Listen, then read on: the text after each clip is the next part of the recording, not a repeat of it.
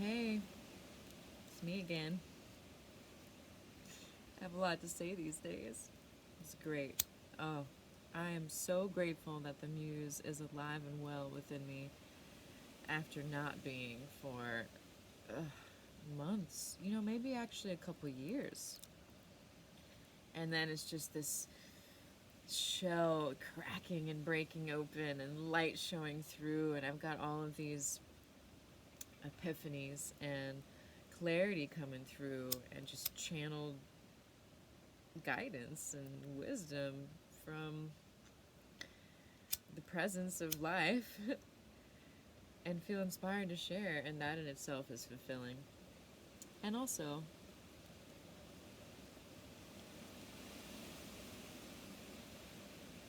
I like including my ganja practice in this video because when I used to make videos before, I would smoke and then press record.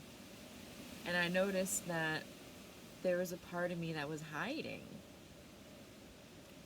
whatever possible perceptions that might come my way for smoking so much weed.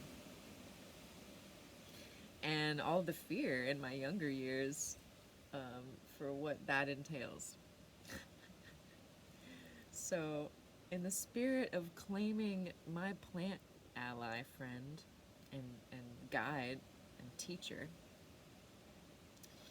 one of many, one of the main ones that I really resonate with and I'm so grateful for, this plant right here. There's so much sacredness that can be unlocked through our relationship with a plant, especially a plant that has the ability to alter the receptors that we got going on. That's that's a weaving, not through a DNA strand necessarily, but a biochemical weaving, a co-evolutionary process. And thinking about my relationship with this plant is inspiring me to talk about authenticity and the ways in which we tend to hide.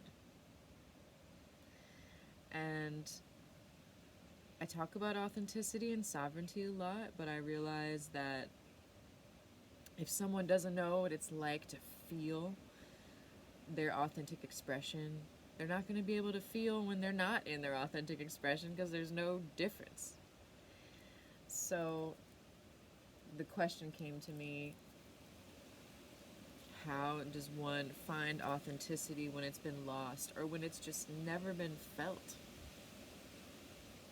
And there's a gateway, many gateways, that we can go through to find an in route, an in path.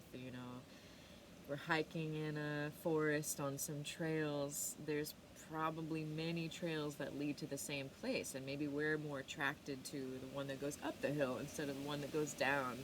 It doesn't really matter which doorway or path or route that we take. What matters is that we turn towards it and want to look at it and want to make the transformation towards our authentic expression to just generally have a simpler, more enjoyable, easeful life, to experience peace of mind. And for me, that is the basis of authenticity. So if authenticity has been lost, we can utilize any fear, any doubt, worry. I think of these things, they're parts of our conditioned reality, our ego, our consciousness. There's nothing wrong with that. It's just these learned responses that are not necessarily innate to the cosmic force of all life beyond personality. And at the same time, we take on a persona to come into this body, and I look like this and I express in this way and I have this identity, and there are certain things about me that are predictable, and I have tendencies and preferences and all of that. People can get to know me. I'm get to knowable because I have an ego, and because I have this persona, this personality, that I have blended my inherent natural wild qualities and the nurturance qualities, the conditions, the cultural experiences, the influences of the environment, the time that we've incarnated into, all of these factors. So, with that, we can access deeper parts of ourself by turning towards what has not been integrated into our being and into our fullness. And so when there's a part of us that's still in fear, it's kind of frozen or trapped in time. For example, there's been a part of me that I've been processing recently, and it usually exists in the body as well. So depending on what kind of person you are, you access it through an emotion or through a reaction or a trigger or resistance of some kind. That's one way.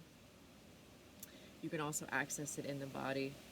I like to do both, and at the same time, simultaneous is great, and then I can get really deep into whatever that root belief is, or that thing. And so I got to one of the roots, one of the deepest roots recently in my own experience, and it lives in my hip, and it's just deep in there, and it's this void of energy, or this sort of like tangled knot density thing that I'm still kind of shedding and releasing little by little. I get to be so gentle with these processes, because we can't just pry ourselves open and say, okay, we're going to heal this thing and be forceful about it. This is a hard-earned lesson that I have received, so I hope that you can receive it through me and not have to go through that experience of the resistance and the difficulty that this process can have, and really just accepting it and embracing it instead, and allowing it to do its own thing. And we don't have to do very much, really. We just have to be present, show up.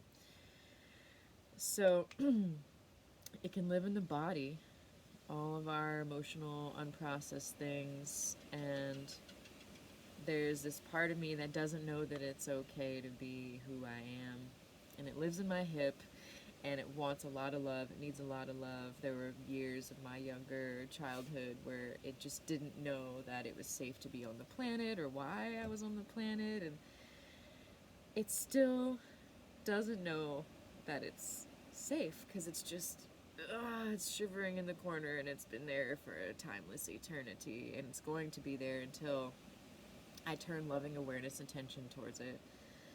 And that's another way. So there's this full realm of experiences of how we can access parts of ourselves that have been fragmented or lost or frozen in time.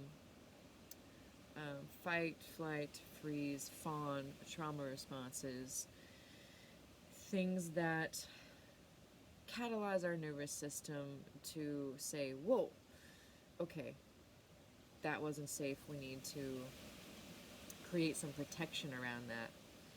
And inevitably what ends up happening is that the protection membrane that gets created around that usually results in some sort of behavior that makes it to where that's not going to get opened again until it knows that it's safe to be open. And sometimes even when it is safe to reopen some of those old pains and those wounds, they still don't want to be open. More loving awareness, more gentleness. What I'm getting to is there are so many ways to reclaim our authenticity And it's within these conditioned responses, it's within our automatic reality, following a script. We're writing the stories and playing out all of the roles and doing all of the things. There's that. And then there's free thinking, boundless expression, uninhibited transmissions of existence when someone is aligned in their truth. And I can tell you that that is so much more invigorating than unconsciously and mindlessly moving about life and not addressing the things that keep us stuck and snag us and just want our love and attention. And we resist ourselves, and that's okay. There are so many routes and inroads to reclaiming our authenticity. And it's in every moment, it's in every choice. Am I going to respond how I've responded before, how I'm expected to respond? Or am I going to respond in a new way that is not going to be inhibited or edited for any reason? And that right there is a very strong baseline, especially when we have ancestral karmic ties to multiple lifetimes of it not feeling safe to be ourselves. And at least for me, in my past incarnations, being taken out. You're too powerful, you're too witchy, you're too connected to the earth, we don't understand you, you gotta go. I'm afraid of you, and that's enough reason to want to take you out of my reality. And I can laugh about it now because I've done a lot of healing with these past life incarnations of so many things that has led me to this point of being able to talk about reclaiming authenticity through being continually discouraged and suppressed. And I feel so much forgiveness for myself and for others in co-creating that experience so that I can be here in this moment now talking about how to unravel it and come out of it. And we each have our own way, we each have our own code and our own skeleton key to unlock and unravel our soul's wisdom. And when we tap into the intuition and we really listen, and not only listen but follow what we're guided, we start to crack the code and to turn the key. And it's through that reciprocity with the soul and with the spirit and the body's communications, my emotions, my intuition. There's a whole system going on here. And if I utilize it and actualize it to its full capacity, then I can start to integrate, bringing all these pieces back to myself. Self-love becomes self-mastery.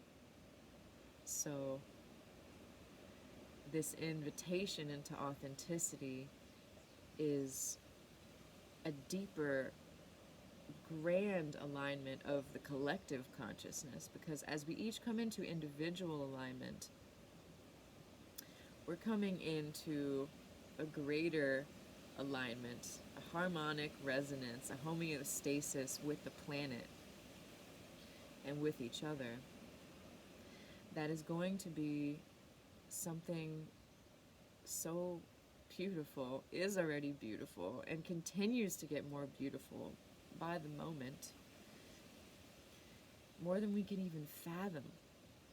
But as we take one step at a time, we start to reveal ourselves more light and more love, and we start to let that in and remember that it's safe to give and receive love. Then we can reclaim our authenticity and be who we are, be who we came here to be, share with others, enjoying the camaraderie of what it is to share authentically with each other, and to give that gift and to receive the gifts of other people's authenticity. There's so much medicine and magic and wisdom in someone's authentic expression, because then they're channeling their alignment, whatever they came here to do. They're bringing that into the 3D. They're bringing that into the reality that we get to share here, and upgrading the consciousness for everybody. And we get to have that choice if we want to be a part of that, invoking our authenticity, coming back into alignment, and really being that for ourselves, for each other, for all of life. There is no separation. We are all here as this living, breathing expression. So, what does it mean to you to be more authentic? How can you be more authentic? How does your energy get snagged in other things that distract you from yourself?